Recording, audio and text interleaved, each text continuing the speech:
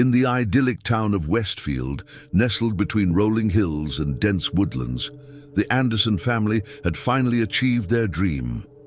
After years of hard work and sacrifice, they had purchased a stunning Victorian-style mansion that stood majestically at the end of a quiet cul-de-sac. The house, with its ornate gables, sprawling gardens, and picturesque views, seemed like a fairy tale come to life. For Emily and David Anderson, along with their two children, Lily and Max, this home represented not just a place to live, but a sanctuary where they could create lasting memories. As they unpacked boxes and decorated their new abode, the family felt an overwhelming sense of joy and excitement.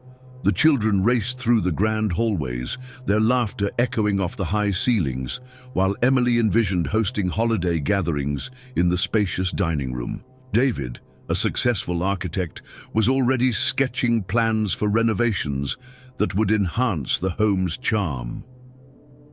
Little did they know that beneath the surface of this dream lay a dark secret that would soon unravel their lives.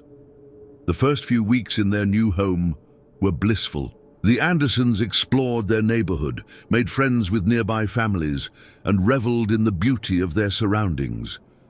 However, as autumn approached and leaves began to fall, an unsettling feeling crept into their lives.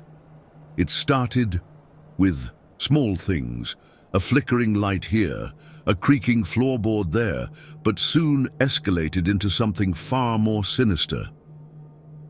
One evening, as Emily was putting Lily and Max to bed, she noticed a shadow moving outside their window. Dismissing it as a trick of the light or perhaps an animal wandering through the garden, she tucked her children in and went downstairs to join David.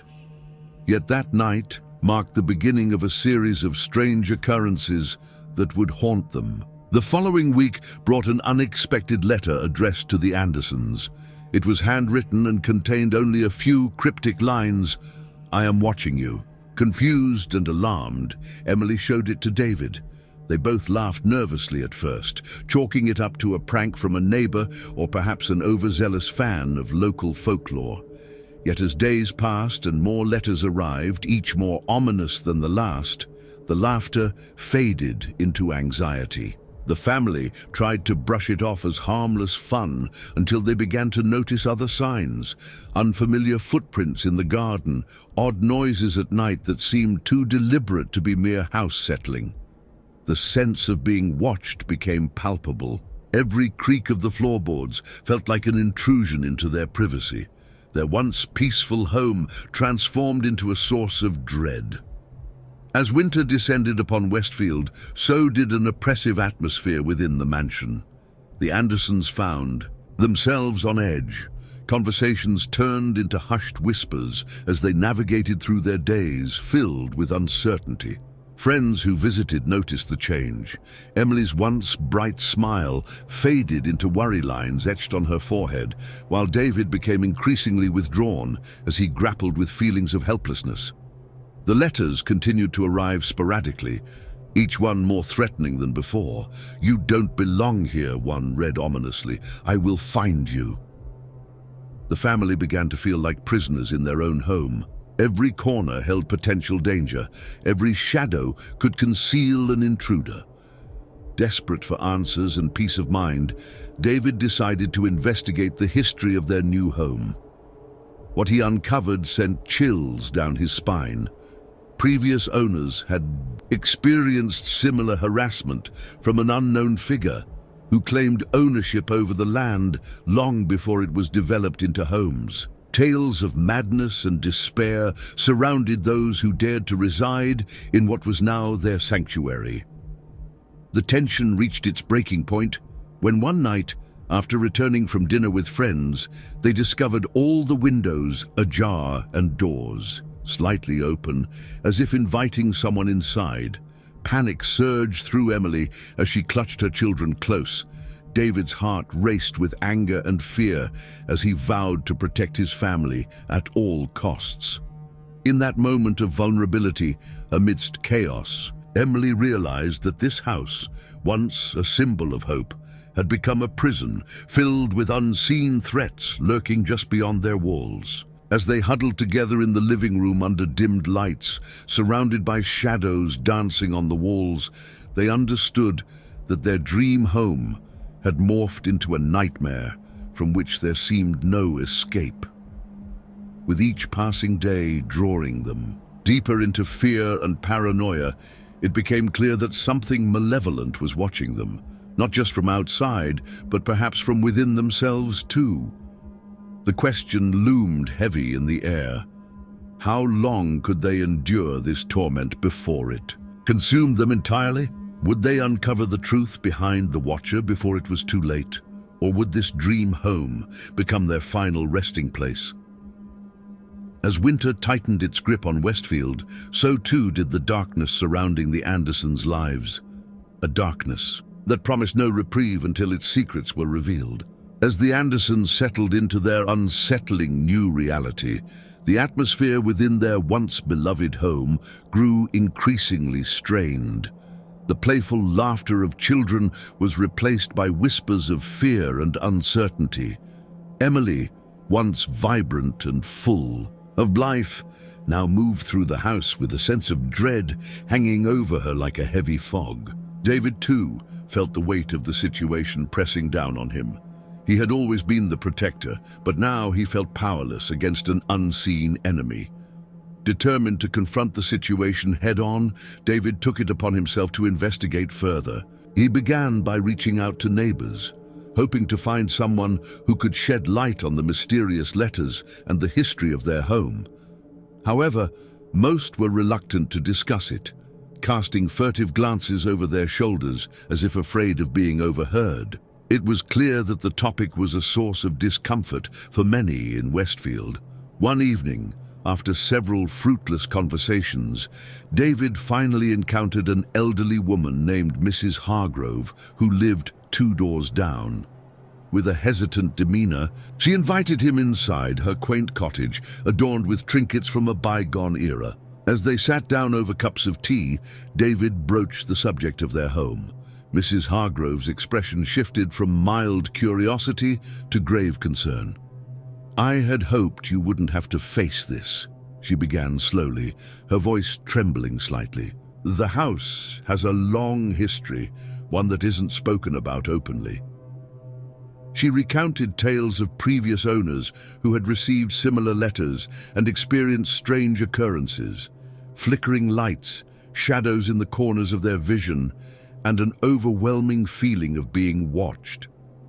Each family had left in haste, unable to bear the oppressive atmosphere that seemed to seep into every crevice of the home. As she spoke, David felt a chill run down his spine. He pressed her for more details about the Watcher. Mrs. Hargrove's eyes widened with fear as she recounted stories of a man who had lived in the area long before it was developed. A recluse who believed he owned the land and would stop at nothing to reclaim it from those he deemed unworthy. With this new information weighing heavily on his mind, David returned home, determined to protect his family at all costs.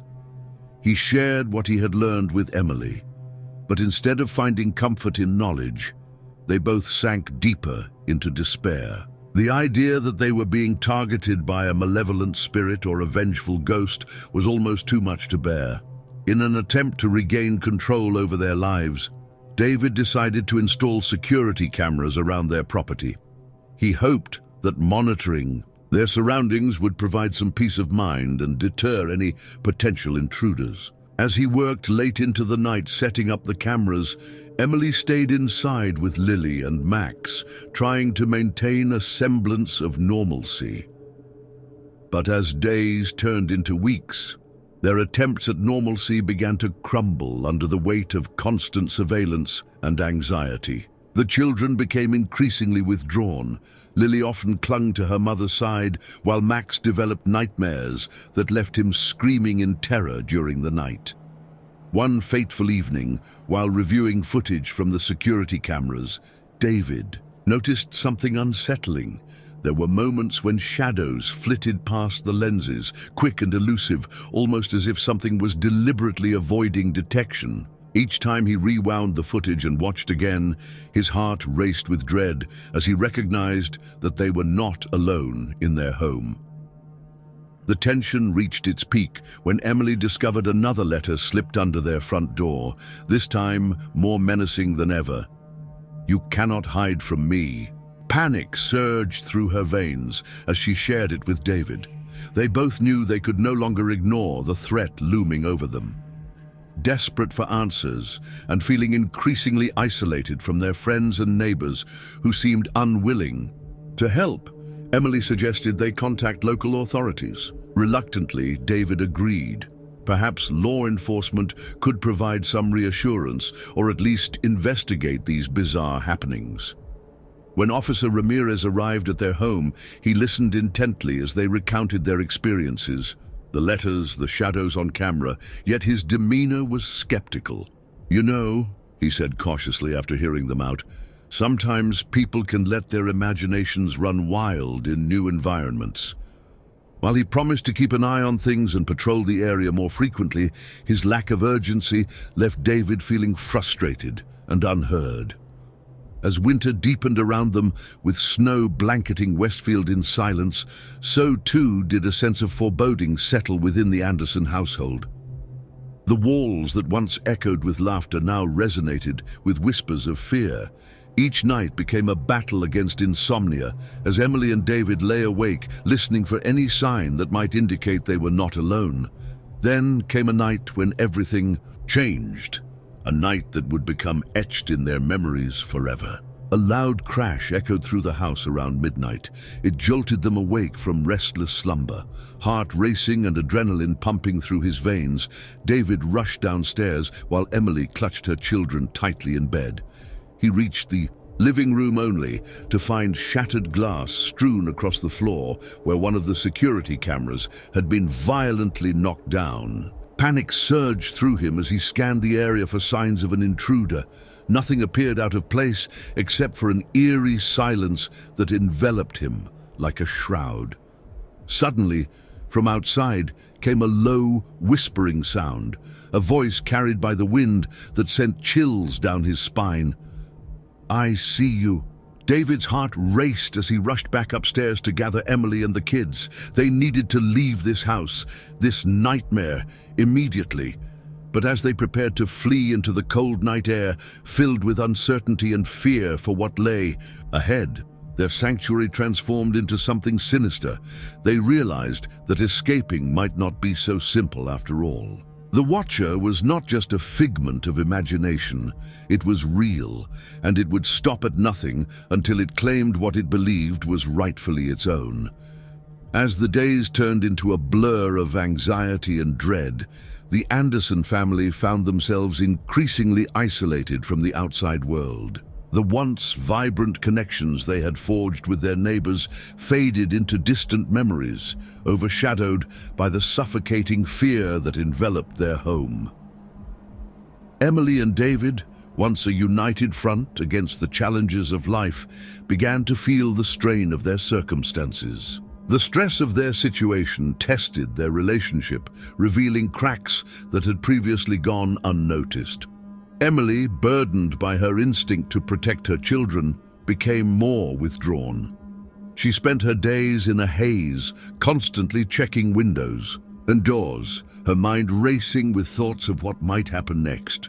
David, on the other hand, immersed himself in research about the house and its history, desperately seeking answers that continued to elude him.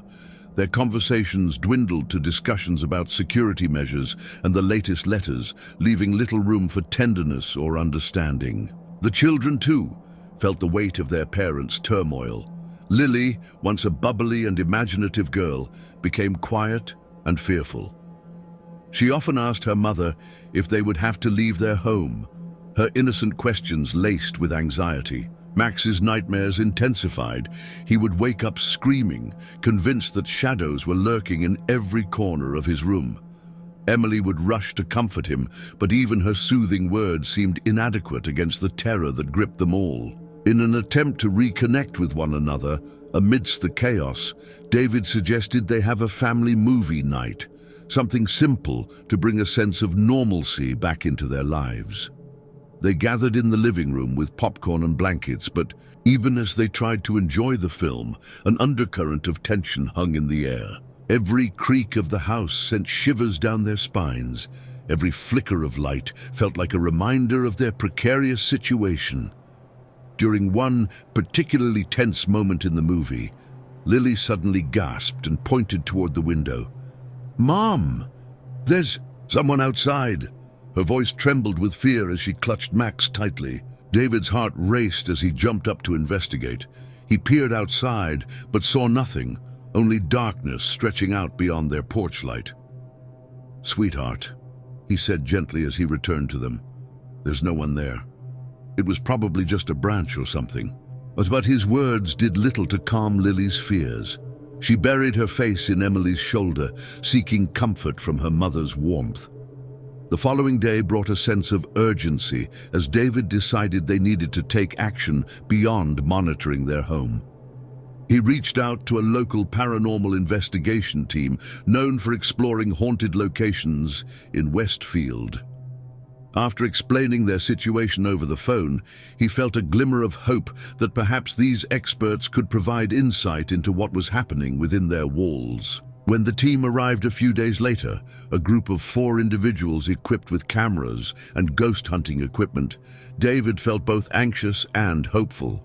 They set up various devices around the house while Emily watched from a distance with apprehension etched on her face. The atmosphere shifted as night fell. It felt charged with anticipation and fear. As they began their investigation, capturing sounds and images on their devices, David couldn't shake off a sense of unease. The team members moved through each room methodically, asking questions into the darkness while recording responses on their equipment. Emily remained close to Lily and Max, who clung to her side like shadows. Suddenly, one investigator called everyone into the living room, where they had set up monitors displaying live footage from various cameras placed throughout the house. "We've captured something unusual," he said excitedly but cautiously. Madiai's screen flickered as they replayed footage, showing an inexplicable shadow moving past one of the cameras, an unmistakable figure that appeared for just a moment before vanishing into thin air. Gasps filled the room as everyone exchanged nervous glances. This was no longer just paranoia. It was evidence that something was indeed watching them. Emily felt her heart race as fear gripped her throat. She turned to David for reassurance, but found only worry reflected back at her. The investigators suggested conducting a séance that evening to communicate directly with whatever presence lingered in their home. David hesitated. He understood Emily's fear and concern about inviting more unknowns into their lives. Yet he also recognized that they needed answers, something tangible that could help them reclaim their lives from this nightmare. After much discussion filled with trepidation and uncertainty, they agreed to proceed with caution. As night descended upon Westfield once more, and shadows danced along the walls of their home, they gathered around a table illuminated by flickering candles, their faces painted in hues of fear and anticipation. The séance began with soft murmurs as participants closed their eyes and reached out for connection with whatever entity resided within their walls. Emily held onto Lily tightly, while Max sat close by his father's side. They all felt vulnerable, yet strangely united in this shared experience. Moments passed slowly until suddenly, a loud bang echoed through the house, followed by an eerie silence that enveloped them like a shroud. Emily's heart raced as she exchanged fearful glances with David. Something was happening beyond their comprehension. Then came whispers, soft yet insistent, filling the air around them. "Leave, now." The voice seemed to resonate from within the very walls themselves, a chilling reminder that they were not welcome here.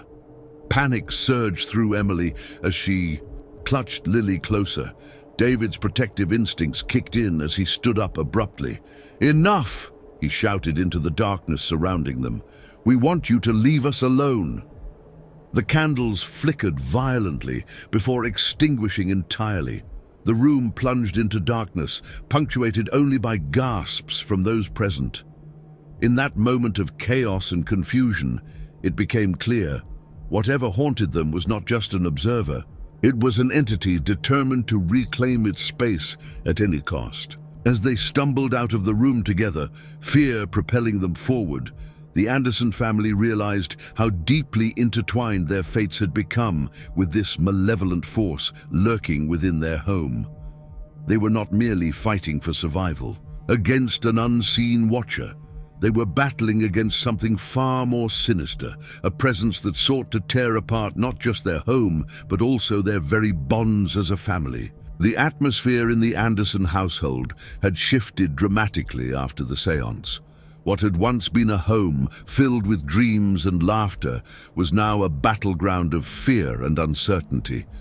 The chilling whispers that had echoed through the room lingered in their minds, a haunting reminder of the entity that watched them from the shadows. Each family member grappled with their own emotions, but one thing was clear: they could no longer ignore the reality of their situation. In the days that followed, David became increasingly determined to confront the entity head-on. He immersed himself in research, scouring books and online forums about hauntings and how to protect one's home from malevolent spirits. Emily, on the other hand, felt overwhelmed by the weight of their circumstances. She struggled to maintain a sense of normalcy for Lily and Max, but every creak of the floorboards sent her heart racing. One evening, as David pored over his notes in the dim light of their living room, he stumbled upon an article about a local historian named Dr. Helen Whitmore. Known for her extensive knowledge of Westfield's history and its darker tales, she had written extensively about the land before it was developed into homes. Intrigued, David decided to reach out to her. Perhaps she could provide insights that would help them understand what they were facing. The following day, David met with Dr. Whitmore at her small office filled with dusty tomes and artifacts from Westfield's past. As he explained their situation, her expression shifted from curiosity to concern. "You're not the first family to experience these disturbances," she said gravely. "This land has a long history of conflict, disputes over ownership and land rights that date back generations." Dr. Whitmore shared stories of a man named Arthur Blackwood, a wealthy landowner who had lived in Westfield long before it was developed. Obsessed with his property and its boundaries, he became increasingly paranoid as new families moved in, convinced they were encroaching on his territory. After his death under mysterious circumstances, rumors spread that his spirit lingered, watching over what he believed was rightfully his. "This is not just a haunting," Dr. Whitmore warned. "It's a manifestation of unresolved anger and possessiveness, a spirit unwilling to let go." As David absorbed her words, he felt a chill run down his spine. They were not merely dealing with an observer, but a vengeful spirit determined to reclaim its domain. Armed with this knowledge, David returned home with renewed resolve. He shared everything he had learned with Emily, who listened intently but remained skeptical about confronting such an entity directly. "What if we provoke it?" she asked anxiously. "What if it gets worse?" David understood her fears, but felt they had little choice. They needed to reclaim their home before it consumed them entirely. Together, they devised a plan to perform a cleansing ritual, one that would hopefully banish Arthur Blackwood's spirit from their lives once and for all. They gathered supplies: sage for purification, salt for protection, and candles to illuminate their path through the darkness. As night fell once more over Westfield, they prepared themselves mentally and emotionally for what lay ahead. With Lily and Max tucked safely in bed, Emily and David began their ritual in the living room, the heart of their home where so much fear had taken root. They lit the candles, filling the room with flickering light that danced against the walls. like shadows come alive. The scent of sage filled the air as David moved through each corner of the room, waving the smoke while reciting protective incantations he had found during his research. As they worked together in silence, Emily felt a sense of unity returning between them, a shared purpose that momentarily overshadowed their fears. But just as hope began to blossom within her heart, everything changed.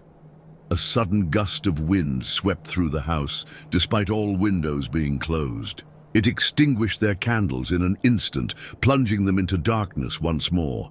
Panic surged through Emily as she clutched David's arm tightly. Something was wrong. "Stay calm," David urged softly as he fumbled for his phone to use as a flashlight. The beam cut through the darkness like a knife, illuminating their surroundings, but what it revealed sent chills down both their spines. In that moment of vulnerability amidst chaos, they saw it, a shadowy figure standing at the far end of the room, tall and imposing, its features indistinguishable yet undeniably present. It loomed silently, as if observing them with an intensity that made their skin crawl. "Leave this place," David shouted into the darkness, his voice trembling but resolute. "You have no power here."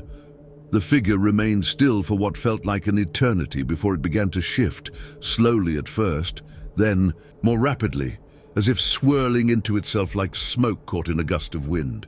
The air grew heavy with tension. Emily felt her heart pounding in her chest as she fought against overwhelming fear. Suddenly, without warning, everything erupted into chaos. The walls shook violently while furniture rattled around them as if caught in some unseen tempest. The temperature plummeted. Emily could see her breath fogging in front of her face as panic threatened to consume them both. In that moment of sheer terror, the culmination of all their fears, they realized they were not just fighting for control over their home. They were battling for their very lives against an entity fueled by rage and desperation. As David grabbed Emily's hand tightly and pulled her toward the door leading outside, their only escape from this nightmare, they understood that whatever haunted them would not let go easily. It would fight tooth and nail until it claimed what it believed belonged to it.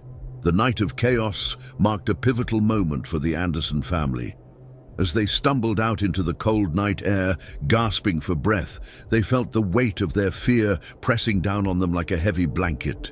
The shadows of their home loomed behind them, a stark reminder of the malevolent presence that had invaded their lives. But in that moment of desperation, something shifted within them, a newfound determination to reclaim their lives and confront the darkness that had taken hold. David and Emily huddled together outside, their hearts racing as they processed what had just transpired. The fear that had once paralyzed them began to transform into resolve. They understood that they could no longer be passive victims in this haunting. They had to take control of their narrative. "We need to go back," David said firmly, his voice steady despite the tremors of fear still coursing through him. "We can't let it win. We have to stand our ground."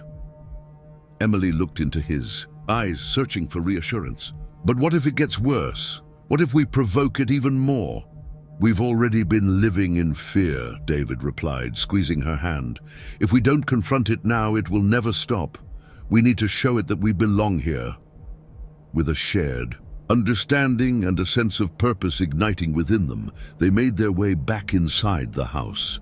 The air felt different, charged with an energy that was both unsettling and empowering. They knew they were stepping into the lion's den, but this time they would not cower in fear. They would fight for their home and their family. As they entered the living room, David took a deep breath and began to recite the protective incantations he had memorized. Emily joined him, her voice steadying as she found strength in unity. Together, they created a barrier of light and love around themselves, a shield against the darkness that threatened to engulf them. In that moment of vulnerability, something remarkable happened. They began to feel a shift in the atmosphere. The oppressive weight that had hung over them started to lift as they infused their home with hope and resilience. They were no longer just victims.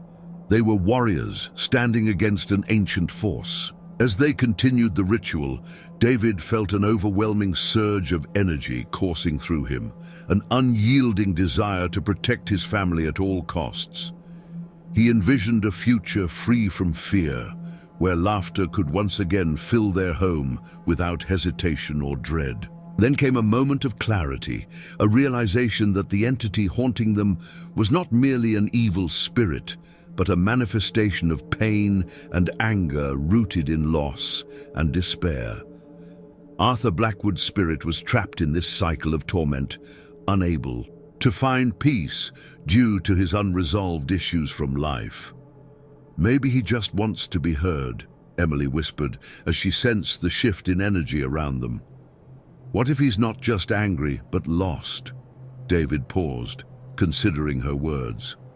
"If we can reach out to him, acknowledge his pain, maybe we can help him move on." With newfound purpose, they adjusted their approach. Instead of confronting the spirit with anger or fear, they chose compassion. They spoke aloud into the darkness, acknowledging Arthur Blackwood's existence and expressing sorrow for his suffering. "We understand you're angry," David said firmly but gently. "You've been wronged and your pain is real, but this is our home now. We want you to find peace." As they spoke, the atmosphere shifted once more, this time towards something softer yet powerful. The shadows around them began to flicker as if responding to their words. Whispers echoed softly through the room, fragments of sorrow intermingled with longing. In that moment of connection, Emily felt tears streaming down her cheeks as she empathized with Arthur's plight. A man who had clung so tightly to his land that he had lost sight of everything else around him. She spoke from her heart. "You don't have to be alone anymore. You can let go." The air thickened with emotion as silence enveloped them. It was palpable. A moment suspended in time where both sides could feel an understanding forming between them. Slowly but surely, the oppressive darkness began to recede as light seeped back into the room. With each word spoken in kindness and understanding, David and Emily felt a profound sense of relief wash over them, their fears dissipating like mist under sunlight. They were no longer just fighting against an unseen force. They were extending a hand toward healing for both themselves and Arthur Blackwood. As dawn broke over Westfield, casting golden rays through the windows of their home for the first time in weeks, David and Emily stood together in silence, exhausted yet exhilarated by what had transpired during that transformative night. They knew there would still be challenges ahead. Healing takes time and effort, but together they felt stronger than ever before. Their bond as a family had deepened amidst adversity. They had faced darkness together and emerged with newfound strength. In the days that followed, life slowly returned to normalcy within the Anderson household. The children laughed again as they played in their backyard.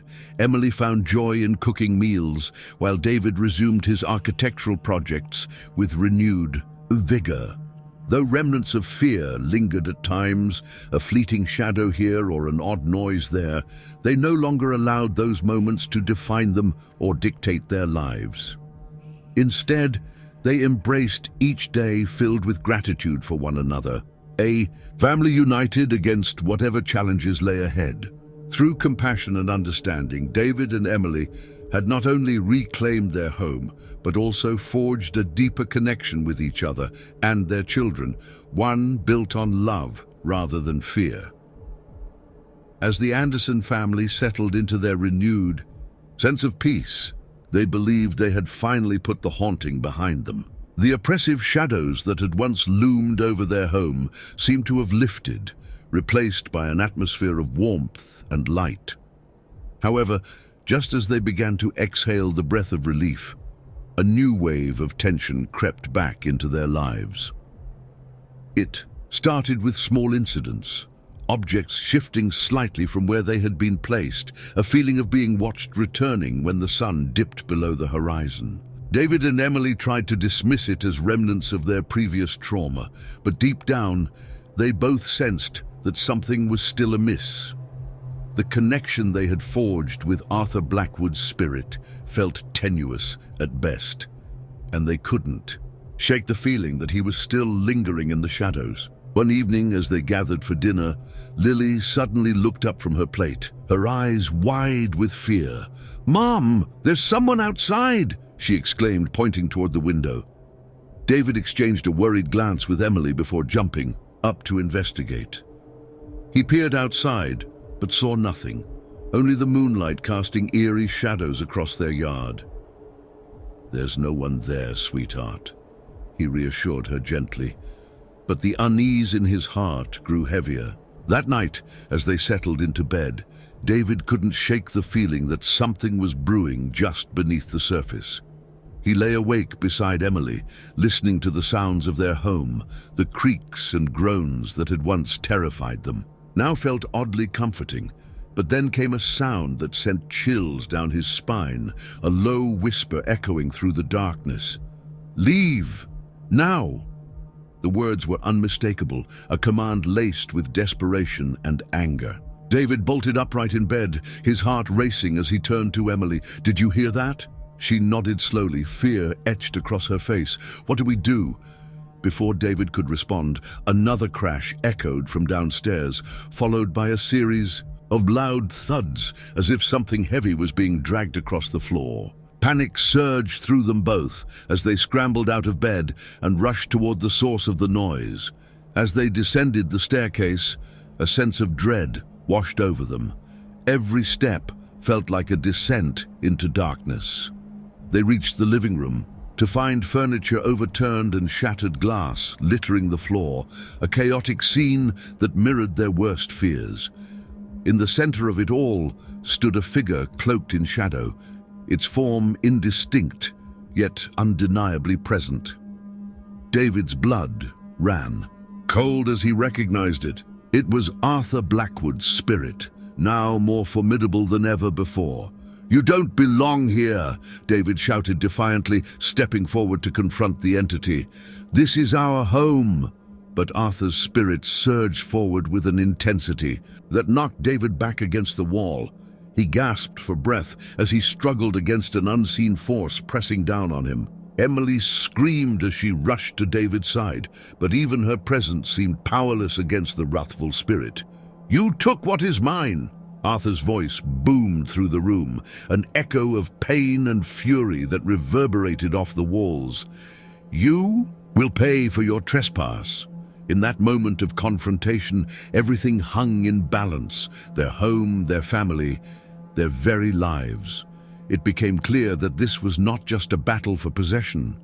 It was a struggle for survival against an entity. Consumed by rage and despair, desperately searching for a way to reach him once more, Emily shouted over Arthur's fury. "We understand your pain. We want to help you find peace." But Arthur's rage only intensified. Furniture flew across the room as if propelled by an unseen force. David struggled against the pressure bearing down on him while trying to protect Emily and their children huddled behind them. Then came a moment of clarity amidst chaos, a flicker of recognition in Arthur's eyes as he paused momentarily at Emily's words. It was enough for David to seize upon. He pushed through his fear and stepped forward again. "Arthur!" he called out firmly yet compassionately. "We know you're hurting. You don't have to be angry anymore. Let us help you find closure." The room fell silent as if time itself had stopped. All eyes were on Arthur's shadowy form as it flickered between rage and sorrow. The air grew thick with tension. David could feel his heart pounding in his chest as he held on to hope against all odds. "Closure," Arthur whispered softly, his voice barely audible amidst the stillness. In that moment of vulnerability, David took a leap of faith. He reached out his hand toward Arthur's spirit, a gesture of peace rather than defiance. "Let go of your anger," he urged gently. "You deserve to be free." As if responding to David's plea, Arthur's form began to waver. Shadows danced around him like wisps of smoke caught in a breeze.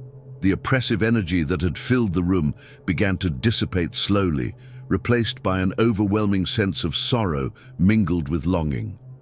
Emily stepped forward beside David, her voice steady yet filled with compassion. "You don't have to be alone anymore. We can help you find peace." The room trembled once more, but this time it felt different. Instead of anger and chaos, there was an undercurrent of release, a softening around them as if walls built from pain were beginning to crumble. In that climactic moment, between fear and compassion, the Anderson family stood united against darkness while reaching out toward healing. They felt an energy shift within themselves and around them. It was palpable, a connection forged in empathy rather than fear. As dawn broke over Westfield once more, casting golden rays through shattered glass, the shadowy figure before them began to dissolve into light, a brilliant glow illuminating every corner of their home where darkness had once reigned supreme. With one final whisper, soft yet powerful, Arthur Blackwood's spirit spoke, "Thank you." And then he was gone, released from his torment at last. As sunlight flooded their living room for the first time in weeks, David and Emily collapsed into each other's arms, exhausted yet exhilarated by what had just transpired. They had faced down darkness together and emerged victorious, not just for themselves, but also for Arthur Blackwood, a man who had been lost for far too long. In that moment of triumph amidst chaos, they understood that love and compassion could conquer even the darkest forces, and together they would continue to build a life filled with hope rather than fear. In the aftermath of their confrontation with Arthur Blackwood's spirit, the Anderson family found themselves standing at another crossroads.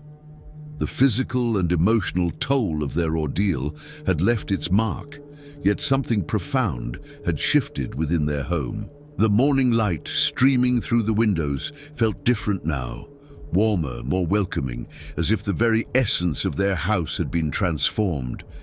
As they began cleaning up the chaos left behind from the previous night's events, Emily discovered something peculiar beneath an overturned bookshelf, a weathered leather-bound journal, its pages yellowed with age. Upon closer inspection, they realized it was Arthur Blackwood's personal diary, somehow manifesting in their reality after his spirit's release. David's hands trembled as he carefully opened the fragile pages. Inside, they found detailed accounts of Arthur's life, his dreams, his fears, and most importantly, the truth about his connection to the land. The journal revealed that Arthur hadn't been the rightful owner after all. He had been the caretaker for a wealthy family who had entrusted him with their property. His obsession grew from a deep-seated guilt over failing to protect the land from developers decades ago. This revelation cast everything in a new light. The haunting hadn't been about ownership, it had been about redemption. Arthur's spirit had been trapped by his own perceived failure, unable to move on until someone helped him understand that. His dedication, though misguided, came from a place of honor. As Emily read through the journal entries, she discovered something else. Detailed maps of underground tunnels beneath their property, dating back to the Civil War era. These passages had been used as part of the Underground Railroad, helping countless souls find freedom. Arthur had protected these secrets his entire life, fearing they would be destroyed by development. The discovery sparked something unexpected within the Anderson family, a sense of purpose they hadn't felt before. They realized they weren't just homeowners. They were now guardians of an important piece of history. David, with his architectural background, recognized the historical significance immediately. This wasn't just about their family anymore. It was about preserving something greater than themselves. Late one evening, as they sat in their newly peaceful living room, strange sounds emerged from below, not the threatening kind they had grown accustomed to, but something different. Following the tunnel maps from Arthur's journal, They ventured into their basement and discovered that one of the passages had partially collapsed, revealing artifacts and documents that had been hidden away for over a century. Among the discoveries was a collection of letters from families who had found sanctuary in these tunnels, their words of gratitude preserved in faded ink. These weren't just historical documents, they were testimonies of hope and courage, stories that needed to be preserved and shared. The Anderson family faced a decision that would alter their lives once again. Should they keep this discovery to themselves or share it with the world? The implications were enormous. Making the tunnels public would mean opening their private space to historians and preservationists, but keeping silent meant burying an important piece of history. Emily noticed a change in her children's behavior as well. Lily and Max, who had been traumatized by the haunting, now showed curiosity about their home's history. They began asking questions about the Underground Railroad and the people who had passed through these tunnels. Their fear had transformed into a desire to understand and connect with the past. One night, as David was examining the structural integrity of the tunnels, he felt a different kind of presence. Not the oppressive weight of Arthur's haunting, but something more profound. It was as if the very walls held memories of courage and hope, waiting to be discovered. The family gathered in their kitchen, surrounded by Arthur's journal and the newly discovered documents, to make their decision. As they discussed their options, a soft breeze filtered through the room, carrying with it the scent of aged paper and earth, a reminder of the responsibility they now held. This new turning point wasn't about confronting a spirit or reclaiming their home. It was about choosing to become part of something larger than themselves. The house that had once been a source of terror was now revealing itself to be a gateway to understanding, preservation, and purpose. As they sat there, contemplating their next steps, they realized that Arthur's spirit hadn't just found peace. He had passed on a legacy. The true value of their home wasn't in its grand Victorian architecture or sprawling gardens, but in the stories it held and the truths it protected. The question now wasn't whether they would stay or go, but how they would honor this unexpected responsibility. Their home had transformed from a battleground into a sanctuary of history, and they stood at the threshold of a new chapter, one that would require as much courage and dedication as their battle with Arthur's spirit. But in a profoundly different way. The Anderson family's decision to embrace their home's historical significance marked the beginning of a remarkable transformation. Working closely with local historians and preservation experts, they carefully documented and restored the Underground Railroad tunnels beneath their property. Their Victorian mansion, once a source of terror, became a beacon of historical importance and educational value. David's architectural expertise proved invaluable as he oversaw the restoration process, ensuring the tunnel's structural integrity while preserving their historical authenticity. Emily, drawing from her newfound connection to the past, began conducting small, guided tours for historical societies and educational groups, sharing not only the Underground Railroad history, but also the story of Arthur Blackwood's redemption. Lily and Max flourished in their new role as young historians. Their previous fears transformed into passionate curiosity as they helped guide school groups through carefully preserved sections of the tunnels, sharing stories of courage and freedom. The children, who had once been terrified of their home's shadows, now took pride in its significance. The most profound change came in the house itself. The oppressive atmosphere that had once permeated every corner gave way to an ambiance of reverence and purpose. Visitors often remarked on the peaceful energy they felt while touring the property, unaware of the spiritual battle that had preceded this transformation. 1 year after their confrontation with Arthur's spirit, the Andersons hosted a dedication ceremony for the newly established Blackwood Anderson Historical Site. During the ceremony, Emily shared a poignant moment with the gathered crowd, reading from Arthur's journal about his deep connection to the land and his unwitting role in preserving such crucial history. The house that had once been their nightmare became a symbol of hope and reconciliation. Local schools incorporated visits to the site into their history curriculum, and researchers from across the country came to study the well-preserved tunnel system and its historical documents. As winter descended upon Westfield once again, the Andersons gathered in their living room, much like they had done during those terrifying nights of the haunting. But now, instead of fear, they felt a deep sense of purpose and belonging. The crackling fireplace cast warm shadows on the walls, shadows that no longer held any menace. David often found himself in his study late at night, poring over Arthur's journal entries. He had come to understand that sometimes the most frightening chapters of our lives can lead to the most meaningful transformations. The spirit that had once threatened to destroy their family had ultimately led them to their true calling. Emily noticed subtle changes in their home's character as seasons passed. The grand Victorian architecture seemed to stand prouder, its windows gleaming with welcome rather than warning. The gardens, once neglected during their ordeal, bloomed with renewed vigor, as if nature itself celebrated the property's redemption. On quiet evenings, when the last visitors had departed and the children were asleep, David and Emily would sometimes sit on their porch, watching the sun set over Westfield.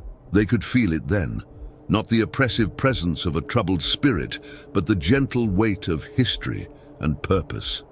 Their home had become more than just a house. It was now a bridge between past and present, a testament to the power of understanding and forgiveness. The story of the Anderson family and their haunted Victorian mansion became part of Westfield's folklore, but not as a tale of terror.